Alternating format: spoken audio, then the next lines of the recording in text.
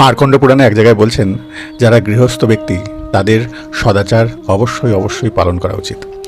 সদাচার অন্যান্য কাজ যেমন আছে সেই রকম একরকম সদাচারটাকেও পালন করতে হবে। কারণ আচারবিহীন ব্যক্তি এই লোকে এবং পরলোকে দুই লোকেই সুখ পায় না। যিনি বা যারা সদাচার উল্লঙ্ঘন করেন অথবা সদাচারকে অবহেলা করে, তিনি যাগ যজ্ঞ দান তপস্যাদি যত রকম ভালো ভালো পুণ্যকর্ম রয়েছে যতই করুক না কেন সেই কর্মের ফল পাবে না। অর্থাৎ যে কর্মগুলো, যে ভালো ভালো কর্মগুলো আপনি দান করছেন, দান ধ্যান তপস্যা যজ্ঞ আদি যা কিছু করছেন, এগুলো সবই শুভকর্ম, কিন্তু এই শুভকর্মর ফলে যে পুণ্য অর্জিত হয় সেই পুণ্যটা আপনি পাবেন না। কেন না, আপনি গৃহস্থ হলেও আপনি সদাচার পালন করেন না।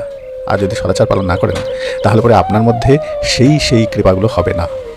মার্কণ্ডেয় পুরাণে বলছেন, গৃহস্থেন সদা কার্যম আচরম পরিপালনম না হ্যাচরম বিহনস্য সুখমত্র পরত্র চ যজ্ঞদানম তপসিহম পুরুষস্য ন ভূতয়ে ভবন্তি সদাচারম সমুল্লঙ্ঘ